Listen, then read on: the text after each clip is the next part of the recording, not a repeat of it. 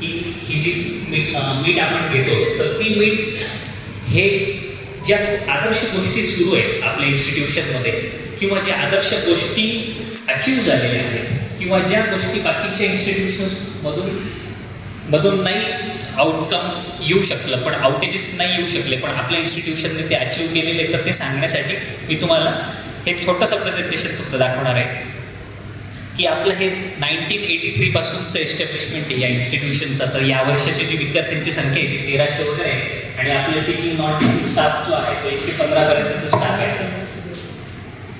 आपले जे फाउंडर आहेत या संस्थेचे तर ते केशवलालजी हरचंदजी आपण आहेत. आत्ता जे संस्थेचे जे चेअरमन आहेत ते बेबीलालजी संचेती आणि या इन्स्टिट्यूशनला डेडिकेटेडली 3 कोऑर्डिनेटर आणि 2 सब कोऑर्डिनेटर्स अशी 5 लोकांची टीम कोऑर्डिनेशन करण्यासाठी दिलेली आहे. तर त्याच्यातले पहिले जे आहेत बेबीलालजी संचेती तर त्यांना सावित्रीबाई फुले यांचा जीवन गौरव पुरस्कार मिळाले. तर त्यामुळे त्यांचं नुसतंच त्यांच्या बिझनेसेसमधलं काम नाही तर त्यांचं सोशल काम पण आहे, शैक्षणिक क्षेत्रात पण ते चांगल्या प्रकारे त्यांचं काम सुरू आहे. त्यामुळे पुणे विद्यापीठाने त्यांना अशा प्रकारचा पुरस्कार दिला. दुसरे जे ते अरविंदजी भन्साळी आहेत की त्यांच्या ज्या ॲग्रोच्या जे इंडस्ट्री हे प्युअरली टेक्निकल फील्डला बिलॉंग करणारे मेकॅनिकल इंजिनिअरिंग सिव्हिल इंजिनिअरिंगला बिलॉंग करणारे आहेत जे पण विद्यार्थी तर ते विद्यार्थी ह्या आदर्शाला घेऊ शकतात की आपल्या इन्स्टिट्यूशनचे कोऑर्डिनेटर एक अशी व्यक्ती आहे की ज्यांचे 51 ॲग्रिकल्चरचे प्रॉडक्ट्स हे एक्सपोर्ट होत आहेत. ही त्या देशांची यादी ज्याच्यात ते ॲग्रिकल्चरचे प्रॉडक्ट्स एक्सपोर्ट होत आहेत. हे 51 देश आहेत. भारतात तर वेगळेच आहेत अजून.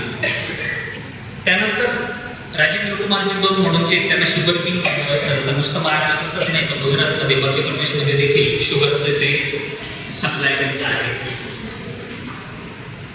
त्यानंतर दिनेश कुमारजी लोढा जे आहेत जे की मालेगावला त्यांचं प्लांट केमिकल फॅक्टरी आहे तर त्यांचे 18 हे बाहेरचे क्लायंट्स आणि भारतातला एकच क्लायंट आहे त्यांचा तिरुपती बालाजीच्या जो प्रसाद बनवला जातो तिथे जी शुगर वापरली जाते ती दिनेश कुमारजी लोढा यांच्या फॅक्टरीमध्ये बनवली जाते.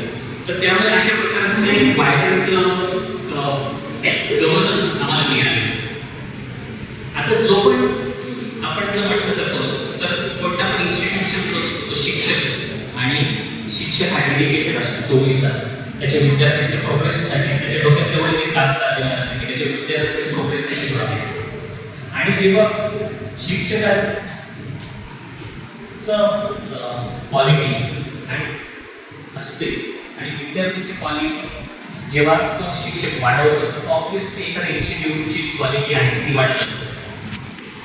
तर त्यामुळे जे पण क्वालिटेटिव्ह एफर्ट्स आम्ही आमच्या शिक्षकांवरती गेलो तर हा जो प्रेझेंटेशन आहे हा 2 पार्टमध्ये डिवाइड केलेला आहे. तर शिक्षकांचे अचिव्हमेंट्स शिक्षकांनी घेतलेले एफर्ट्स आणि दुसरा तो विद्यार्थ्यांनी घेतलेले एफर्ट्स विद्यार्थ्यांनी घेतलेले आउटकम्स किंवा अचिव्हमेंट्स आणि या दोन्हीचे अचिव्हमेंट्समुळे बनलेली इन्स्टिट्यूशनची जी ग्रोथ आहे तर हे या पर्टिक्युलर प्रेझेंटेशनचं स्वरूप आहे.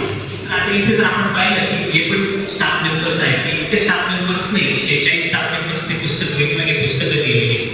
त्यानंतर 7 IIT आणि 1 IISc बँगलोर असा मिळून एक जो जॉईंट व्हेंचर आहे ज्याचा की national program for technical enhance learning हा जो प्रोग्राम सुरू केलेला आहे त्याच्यात IITचे प्रोफेसर्स परीक्षा घेतात आपल्या स्टाफची आणि पूर्ण भारतातले वेगवेगळे इन्स्टिट्यूशन्समधले शिक्षक त्या परीक्षेला अपिअर होतात आणि त्याचे रिझल्ट्स येतात. तर त्यामुळे 6 महिन्यामध्ये एका तरी स्टाफ मेंबरला ती परीक्षा दिली आणि ती परीक्षा काही छोटी नसते, खूप अवघड परीक्षा असते.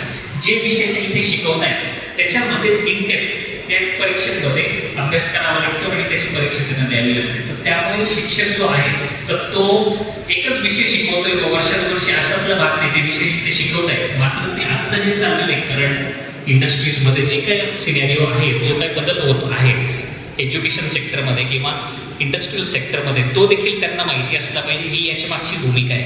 आणि मला सांगायला आनंद होतो की हे जे स्टाफ मेंबर्स आहेत त्यांनी इतके पुस्तकं तर लिहिलेच पण त्या NPTELच्या एक्झामिनेशनमध्ये ते भारतामध्ये 1 नंबर 1 पर्सेंटाईल 2 पर्सेंटाईल आणि 5 पर्सेंटाईल मध्ये देखील आलेले.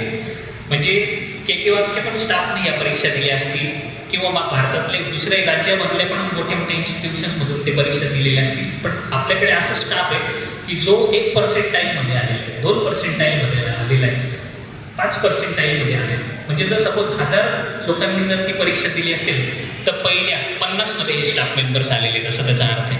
तर त्यामुळे जो स्टाफ मेंबर त्याचा विषय सोडून या प्रकारचं जर एज्युकेशन तो स्वतःच जर अभ्यास करत असेल तर तेच कल्चर तो त्याच्या विद्यार्थ्यांमध्ये देखील इनकल्केट करण्याचाच प्रयत्न करत असतो.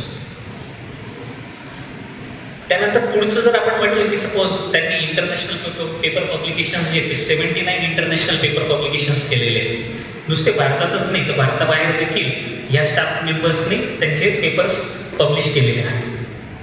यूट्यूबचे चॅनल्स आहेत काहींचे युडेमीचे टीचर्स आहेत आणि गांधी विचार संस्कार जो आहे तर ते स्टाफला पण आम्ही मोटिवेट करतो की तुम्ही पण ती गांधी विचार संस्कार नावाची जी काही एक्झामिनेशन आहे ती त्यांनी द्यावी म्हणून. बरेचसे स्टाफ मेंबर्सनी ती परीक्षा दिलेली. त्यानंतर बरेचसे स्टाफ मेंबर्स हे नुसतेच कन्व्हेन्शनल टीचिंगला बिलॉंग नाही करत तर ते ICTचे टूल्स वापरतात. काही लोक त्यांचे ब्लॉग्स बनवतात, काही लोक यूट्यूब चॅनल्स चालवतात आणि त्याच्या थ्रू ते नॉलेज डिस्ट्रीब्युशनचं, नॉलेज कम्युनिकेटर म्हणून काम करतात. तर अशा प्रकारचे एफर्ट्स आपण घेतल्यानंतर काय होतं की हे सगळे 1%, 2%, 5% चे NPTELचे त्यांचे सर्टिफिकेशन्स आहेत. हे यूट्यूबचे त्यांचे बरेचसे म्हणजे हजारोंनी सबस्क्रायबर्स आहेत, लाखोंनी त्यांचे व्ह्यूज आलेले आहेत. तर हे वेगवेगळे स्टाफ मेंबर्सने बनवलेले ब्लॉग्स आहेत की ज्याच्यावरती आपण त्यांचे सिलेबसचे कंटेंट्स टाकलेले आहेत. त्यानंतर क्वेश्चन बँक टाकलेले आहेत, व्हिडिओज टाकलेले आहेत की जे स्वतः ते स्टाफ मेंबर्सने घेतले. कोरोनाच्या काळात पण जे व्हिडिओज बनवले तर ते पण आम्ही याच्यावरती टाकलेले. तर असे एफर्ट्स घेतल्यामुळे काय होतं की बरेचसे स्टाफ मेंबर्स जे आहेत ते रिसर्च करतायत. आता आमच्याकडे 4 स्टाफ मेंबर्स जे ते PhD झालेले आहेत ऑलरेडी.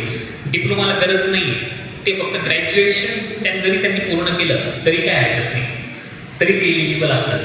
मात्र आम्ही हा हट्ट धरलेला आहे की स्टाफने त्यांचं शिक्षण थांबवता कामा नये. त्यांनी मास्टर्स त्यांचं कंप्लीट करावं, त्यांनी रिसर्च करावं, त्यांनी पोस्टडॉक करावं.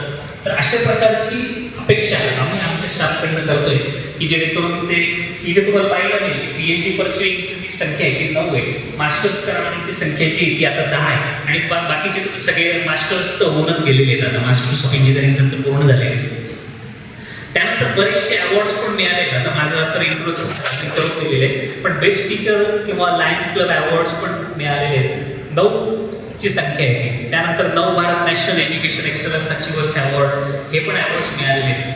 हे मेकॅनिकल डिपार्टमेंटचे हेड ऑफ द डिपार्टमेंट आहेत लोहार सर, तर त्यांना बेस्ट टीचर अवॉर्ड IST कडनं मिळालेले आहे. गौरव सर होते ते मागच्या वर्षी रिटायर झाले तर त्यांना लायन्स क्लबचा मिळालेला, इन्स्टिट्यूशन ऑफ इंजिनियर्सचा अवॉर्ड मिळालेला.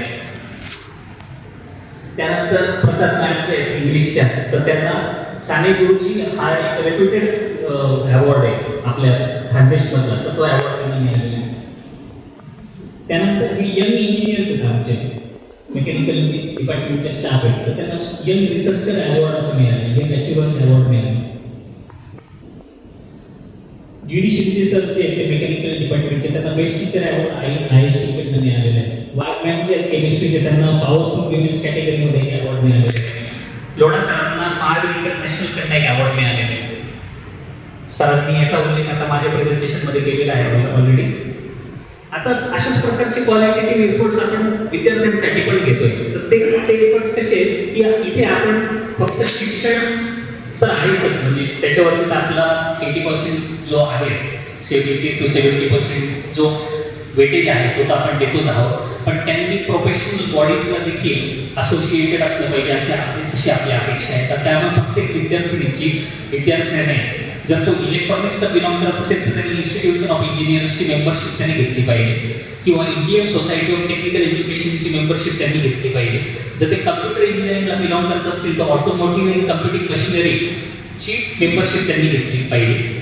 हे आम्ही त्यांना या कल्चरमध्ये टाकतो की आत्तापासूनच त्यांना ती सवय लागली पाहिजे की प्रोफेशनल मेंबर्स कोण आहेत, या भारतामध्ये प्रोफेशनल बॉडीज कोणत्या आहेत की डेडिकेटेडली ते या पर्टिक्युलर डोमेनमध्ये काम करत आहेत. आणि त्या लोकांचे सेशन्स ते ऐकतात किंवा त्या लोकांच्या कॉन्फरन्सेसमध्ये त्यांना जायची संधी मिळते किंवा त्यांचे जे आपण ऍक्टिव्हिटीज असतात तर त्यांना आम्ही जर ही मेंबरशिप त्या विद्यार्थ्यांनी घेतलेली असेल तर ऑब्व्हियसली त्यांना या सगळ्या ऍक्टिव्हिटीजमध्ये इन्व्हॉल्व होता येतं, त्यांना कळतं की आता करंटली काय सुरू होतं. तर त्यामुळे असे मेंबरशिप आपण इथे सुरू केलेले आहे. त्यानंतर मेंटरिंग, ट्रेनिंग अँड प्लेसमेंट आणि एंटरप्रेन्योरशिप डेव्हलपमेंट सेल. जेव्हा 1980 साली पहिले गव्हर्नमेंट इन्स्टिट्यूशन जे बनले ऍक्च्युली महाराष्ट्र सरकारने ते सुरू केले गव्हर्नमेंट इन्स्टिट्यूशन्स. त्यानंतर 1983 पासून प्रायव्हेट इन्स्टिट्यूशन्सला परवानगी द्यायला लागली आणि 83चं एस्टॅब्लिशमेंट आहे आपल्या इन्स्टिट्यूशनचं. महाराष्ट्र सरकारचं धोरण असं होतं त्यामध्ये की विद्यार्थ्याने शिकून इंजिनिअरिंगचं एज्युकेशन केलं तर चांगलंच आहे, पण स्पेसिफिकली पॉलिटेक्निकच्या विद्यार्थ्यांनी इमिजिएटली एखाद्या इंडस्ट्रीमध्ये सर्व करणे, इंडस्ट्रीमध्ये ॲज अ इंजिनियर म्हणून काम करणे डिग्री न करता, हे त्याचं पहिलं ऑब्जेक्टिव्ह होतं. दुसरा ऑब्जेक्टिव्ह असा होता की त्यांनी एंटरप्रेन्योरशिप डेव्हलपमेंट ह्या सेक्टरमध्ये जाऊन स्वतःचा उद्योग सुरू करणे आणि एम्प्लॉय करणे, दुसऱ्यांना नोकऱ्या देणे, हा आपला ऑब्जेक्टिव्ह होता. तर त्यामुळे बरेचसे विद्यार्थी आजचा जो ट्रेंड सुरू आहे 10-1 वर्षांपासूनचा आहे की तुम्ही थर्ड इयर झाल्यानंतर विद्यार्थी ते डिग्रीसाठी प्रयत्न करतात, त्याला सोशल क्रायटेरिया देखील किंवा ग्रॅज्युएट झाले मुलगा लग्नासाठी सोपं जावं म्हणून. महाराष्ट्र सरकारचा उद्देश असा होता की त्यांनी एम्प्लॉयमेंट जनरेट करावी या पर्टिक्युलर कोर्सच्या माध्यमाने. 3 वर्षांमध्ये ते एवढं एज्युकेशन घेऊ शकतात, इतकं नॉलेज, इतकं स्किल ते ॲक्वायर करू शकतात की ते एखादा उद्योग सुरू करू शकतात. हा त्याच्या मागचा उद्देश आहे. हे 1980ची गोष्ट आहे आणि तोच माझे तुम्हाला रिक्वेस्ट राहील की तुम्ही त्यांना ग्रॅज्युएशन करण्यासाठी ठीक आहे तुमच्या मनामध्ये राहील कल्पना की आपण त्यांना ग्रॅज्युएशन करायला पाहिजे, मात्र त्यांनी जर सपोज एखादा उद्योग सुरू केला किंवा इमिजिएटली एखाद्या इंडस्ट्रीज जर त्यांनी जॉईन केली, कारण 100% प्लेसमेंट हे आमच्या मेकॅनिकल इंजिनिअरिंग आणि EMTC इंजिनिअरिंगच्या स्टुडंट्सला मिळतं. 5-6 वर्षांपासूनचा अनुभव आहे, त्याच्यातले 10% विद्यार्थी फक्त ते जातात, 90% विद्यार्थी हे ग्रॅज्युएशन करतात. तर त्यामुळे हा एक मोठा जो की जी अपेक्षा केलेली आहे आणि जे होत आहे ॲट ॲक्च्युअल तर त्या दोघांमध्ये ही तफावत आहे. तर त्यामुळे पालकांनी त्यांचा माइंडसेट थोडा बदलला तर छान होईल की जे मेहनत आम्ही त्यांच्या प्लेसमेंटसाठी करतोय की आजच ते सपोज 18-19 त्यांना स्टार्टिंगला मिळत आहे, त्यांचे प्रॉव्हिडंट फंड कट होत आहेत, त्यांना ग्रॅज्युएटली असाइन होते, ते रोलवरती घेतले जात आहे, त्यानंतर त्यांना लंच त्यांच्या ऑर्गनायझेशनकडनं दिलं जाते किंवा बस फॅसिलिटी त्यांना मिळते. एवढे सगळे फॅसिलिटीज मिळून देखील जर विद्यार्थी त्या कंपन्यांमध्ये जॉईन होत असतील तर ते माइंडसेटचा इश्यू आहे. तर त्यामुळे हा पण एक अवेअरनेस आपण आपल्याला असला पाहिजे की विद्यार्थीने 3 वर्षाचा हा जो डिप्लोमा आहे तो केल्यानंतर ते इमिजिएटली जॉब करू शकतात किंवा एक उद्योग सुरू करू शकतात. आता महाराष्ट्र सरकारने आणि केंद्र सरकारने मिळून स्टार्टअप पण सुरू केलेले आहेत, तिथे स्टार्टअपसाठी सबसिडी देतात. 2-2 कोटींचे लोन त्यांनी रिलीज केलेली आहे सबसिडाईज. तर त्यामुळे ह्या सगळ्या गोष्टींचा आपण फायदा घेतला पाहिजे. बाकी ह्या इन्स्टिट्यूशनमध्ये A to Z त्यांचं स्किल हे डेव्हलप होणार आहे म्हणजे होणारच आहे. जी पण पर्सनॅलिटी तुम्ही त्यांची 10वीला पाहिली असावी, तुम्हाला त्याच्यामध्ये ड्रॅस्टिक चेंजेस दिसतील त्यांच्या पर्सनॅलिटीमध्ये. थर्ड इयरला ते जेव्हा प्रेझेंटेशन द्यायला उभे राहतात तेव्हा तुम्ही पहा की हा 10वी तोच विद्यार्थी तोच मुलगा आहे का तीच मुलगी हे तुम्हाला ओळखू येणार नाही, इतकी त्यांच्यामध्ये बदल होतील. तर त्यामुळे एक कोलॅबोरेटिव्ह अप्रोचने आपण त्यांचं करिअर हे एका योग्य दिशेकडे घेऊन जायचं आहे अशी अपेक्षा आहे. त्यानंतर ही अमर्त शिक्षा योजना जी आहे ती 12 लाख ही इन्स्टिट्यूशनच पे करतं ॲक्च्युली, की त्यांचं जर सपोज ॲक्सिडेंट वगैरे झाला तर त्यांना ते पॉलिसीचे पैसे मिळतात किंवा पालकाचा पण जर सपोज ॲक्सिडेंट झाला तर त्याचे पण विद्यार्थ्याला ते त्याची फी ते भरली जाते.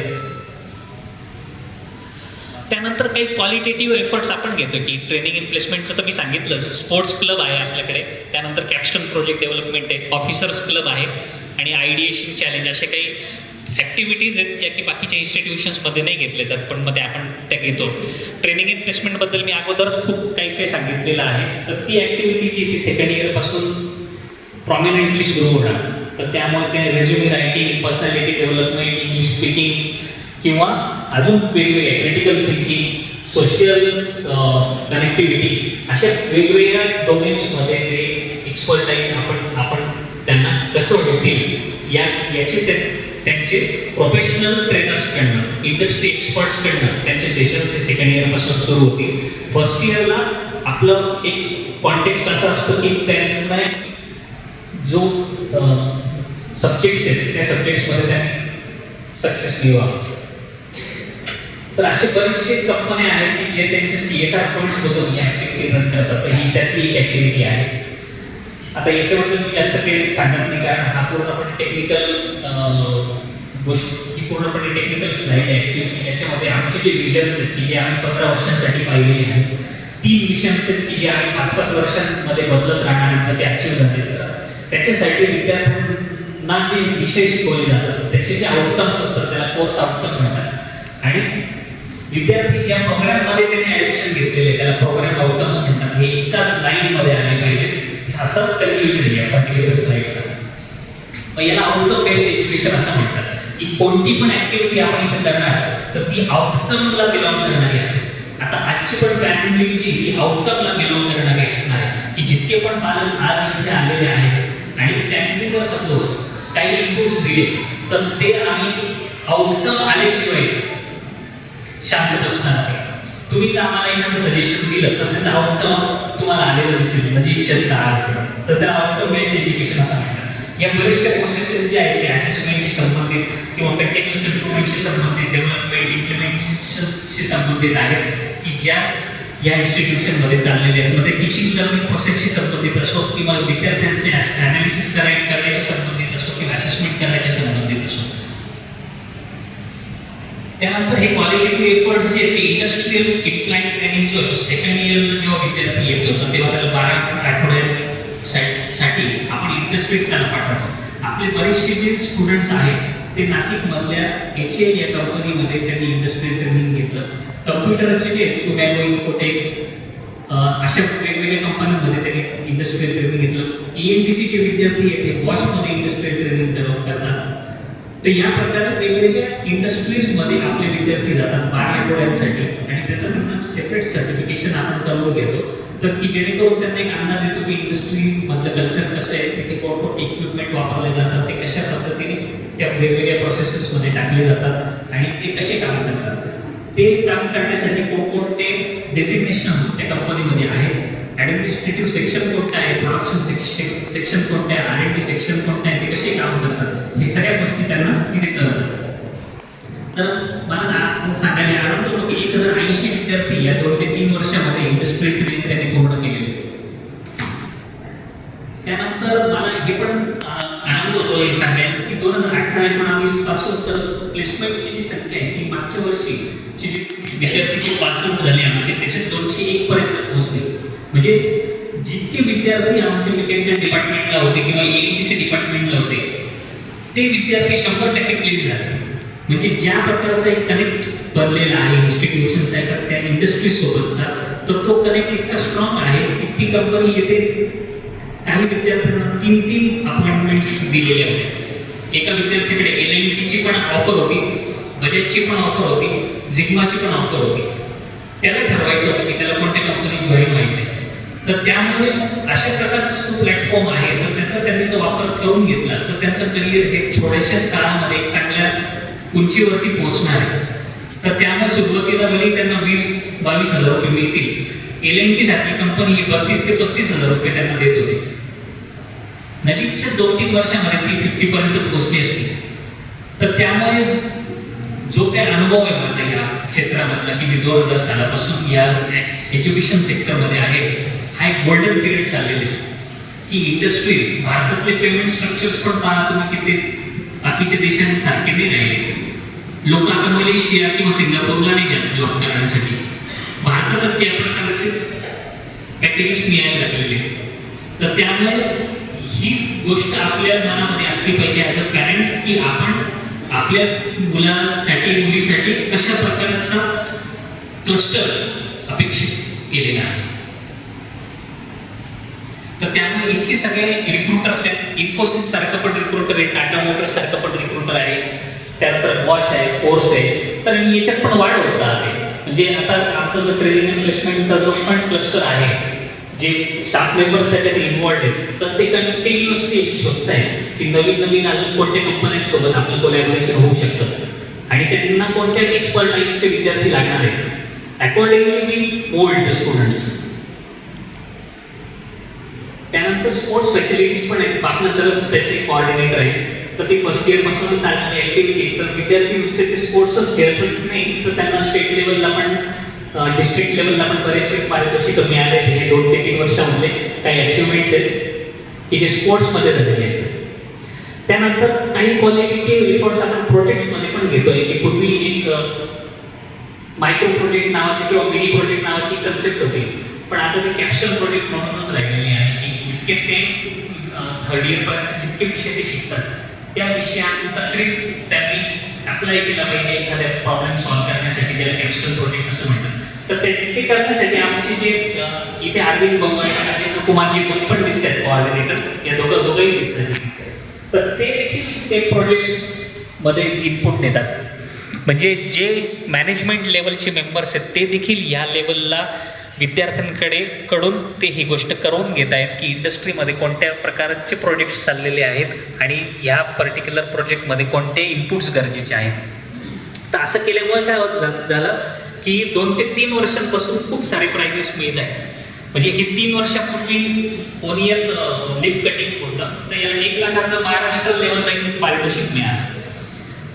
म्हणजे 387 पॉलिटेक्निक इन्स्टिट्यूशन आहेत महाराष्ट्रामध्ये आणि 1 नंबरचं जे प्राइस जे मिळालं ते आपल्या इन्स्टिट्यूशनला या पर्टिक्युलर प्रोजेक्टसाठी मिळालं. याचे पेटंट पण विद्यार्थ्यांनी घेतलेले. मी जेव्हा शिकत होतो 1996 to 2000 पेटंट करणे, पेटंट लिहिणे, त्याचे डिझाईन्स करणे मला तर इम्पॉसिबल वाटत होतं. 2003ला देखील जेव्हा मी के वागला होतो तेव्हा पण मी एक पेटंट अप्लाय केलं होतं, ते फेल झालं होतं. 2017 पर्यंत माझ्याकडे एक स्वतःचं पेटंट नव्हतं. जेव्हा मी PhD करत होतो तर तेव्हा माझ्या गाईडने 8 पेटंट PhD वरती घेतलेले होते, जे की NITचं कल्चर होतं, सुरतचं कल्चर. तेव्हा ते 15व्या रँकला होतं ते इन्स्टिट्यूशन 2014. आता पहा की जे विद्यार्थी थर्ड इयरला जे विद्यार्थी आहेत ज्यांचं वय हे 17 वय 17-18, त्यांच्याकडे पेटंट आहे. ते टेक्नॉलॉजी ट्रान्सफर करू शकतायत. ते एखाद्या स्टार्टअपला त्यांचं पेटंट विकू शकतायत. म्हणजे हे जे डिझाईन पेटंट्स बनवले 10-12 लाख रुपये कोणी देऊ टेक्नॉलॉजी ट्रान्सफर करण्यासाठी. तर त्यामुळे प्रॉपेगेशन आपलं कसं असलं पाहिजे हे पण विद्यार्थ्यांनीच बनवली सायकल. पण बरेचसे कॉम्पिटिशन्समध्ये या सायकलला बरेच प्राइजेस मिळाले.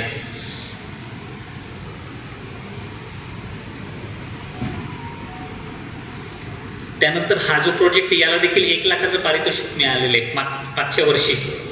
हे पण 387 इन्स्टिट्यूशनमधून एकच इन्स्टिट्यूशनला हे पारितोषिक मिळालं. तर त्यामुळे हे अशा प्रकारचे अचिव्हमेंट्स विद्यार्थी करू शकतायत. हे सगळे ते पेटंट आहेत, हे तुम्हाला गव्हर्नमेंटच्या वेबसाईटवरती पाहायला मिळतील, इंडियन पेटंट म्हणून. हे पेटंट सगळे विद्यार्थ्यांनी बनवलेले आहेत. हे ट्रॅक्टर बनवलंय, बेसिन बनवलेले, अजून कुंभाराचं ते म्हणजे मडके बनवणारे जे आहे ते हे मशीन आहे, हे मशीन. तर त्यामुळे असे 22 ते 25 पेटंट्स विद्यार्थ्यांनी बनवलेले आहेत. हे सगळे ते डिझाईन पेटंट्स आहेत. तर त्यामुळे अशा प्रकारचे अचिव्हमेंट्स जेव्हा होतात तर तेव्हा आमच्या अपेक्षा ह्या पर्टिक्युलर बॅचकडनं देखील याच प्रकारच्या अपेक्षा असतात आणि त्यांना जे पण गोष्टी लागणार आहेत ते इथूनच त्यांना मिळणार आहे.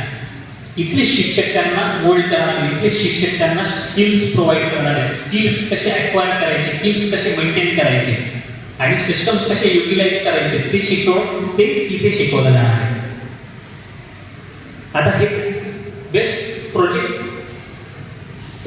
मिळालेलं हे जे आहेत ते बाबासाहेब आंबेडकर टेक्नॉलॉजिकल युनिव्हर्सिटीचे व्हाईस चेअरमन डॉक्टर तारे म्हणून त्यांच्या हातून हे थर्ड इयरच्या स्टुडंटला मिळालेले आहे. आणि हे जे आहेत ते डायरेक्टोरेट ऑफ टेक्निकल एज्युकेशनचे डायरेक्टर आहेत, ज्यांना भेटण्यासाठी आम्हालाच 2-2 आठवड्याची अपॉइंटमेंट घ्यावी लागते. ते या विद्यार्थ्यांसोबत दिसत आहेत.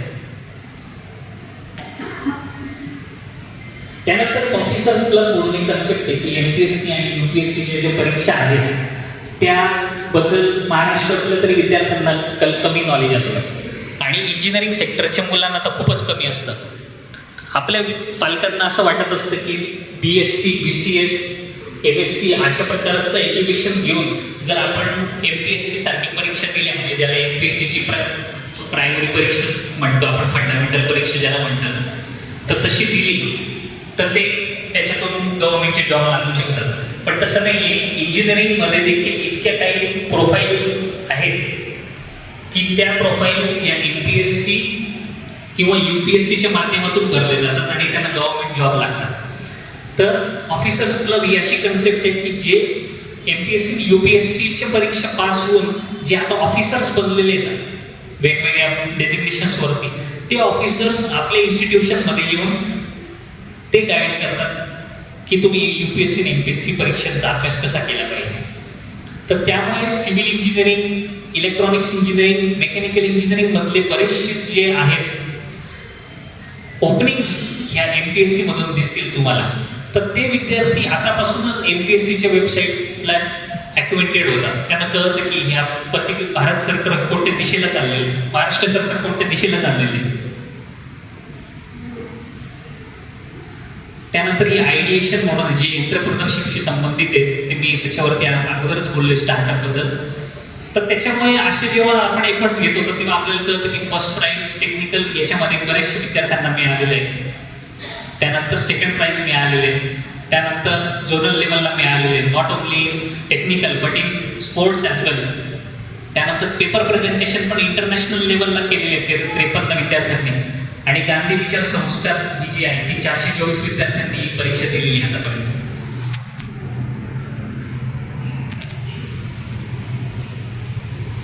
आता फक्त याच नाही तर जो कल्चर आहे आपल्या संस्थेचा तो असा आहे की म्हणजे जे ही कम्युनिटी जर तुम्ही म्हटलं की सगळ्यात जास्त सोशल कनेक्ट त्यांचा असतो, जे सोसायटल डेव्हलपमेंटचे प्रोजेक्ट सगळ्यात जास्त घेतात. तर त्यामुळे आमची जी कोऑर्डिनेटर्स आहेत त्यांची पण ही अपेक्षा आहे की विद्यार्थ्यांमध्ये देखील एक सोसायटल अप्रोच आला पाहिजे. सोसायटीसाठी आपण काहीतरी देणे लागतो ही भावना त्या विद्यार्थ्यांमध्ये आली पाहिजे.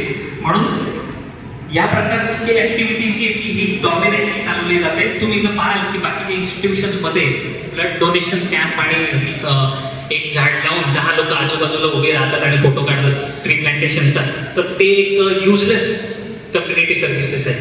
तर ह्या ज्या काही आहेत तर ह्या कम्युनिटी सर्व्हिसेस तुम्ही पहा की ह्या विद्यार्थ्यांनी अशी एक संस्था शोधलेली की जिथे अपंग मुली आहेत, व्यंग सायकोलॉजिकली अपंग विद्यार्थिनी आहेत तिथे, आणि त्यांच्यासाठी त्यांनी हा सोशल ॲक्टिव्हिटी केला. त्यानंतर भामदरी नावाचं जे गाव आहे तिथे कपडे आणि फराळाचं वाटप हे दरवर्षी वेगवेगळे रिजन पाहून केलं जातं. ई वेस्ट कलेक्शन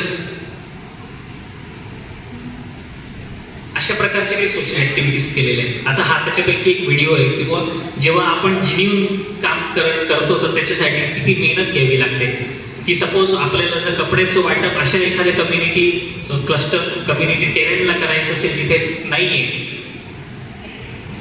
रिसोर्सेस नाही आहेत किंवा प्राथमिक गोष्टी पण नाही आहेत, तर अशा ठिकाणी आपण कशा प्रकारे सोशल ॲक्टिव्हिटी राबवली पाहिजे त्याचं एक चांगलं उदाहरण आहे ॲक्च्युली. तर याच्यानेच तुम्हाला एक अंदाज येईल की हे काही फोटो काढण्यासाठी केलेलं काम नाही.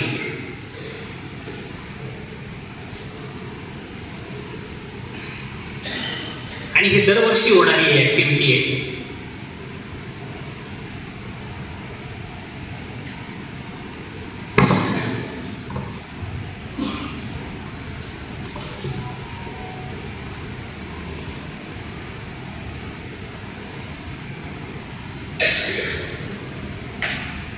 तर या प्रकारे ते डिस्ट्रीब्युशन आता होते.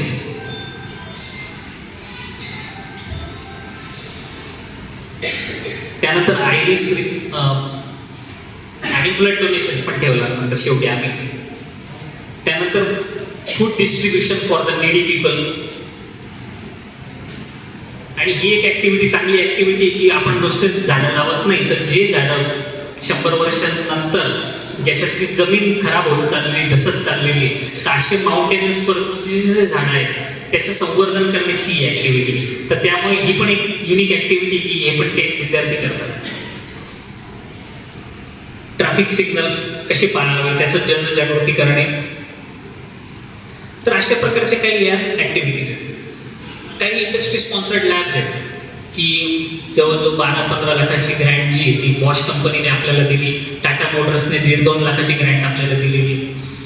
त्यानंतर हा आपला विद्यार्थी आहे ॲक्च्युली, जो की आता हिरे बनवण्याची त्याची स्वतःचीच फॅक्टरी आहे, त्याने देखील आपल्याला 2.5 लाखांपर्यंतची ग्रँट दिलेली आहे. तर त्याच्याने आपण ही जी नवीन लॅब डेव्हलप केली ॲक्च्युली इंटरनेट ऑफ थिंग्स म्हणून. त्यानंतर असे काही वर्कशॉप होतात की जे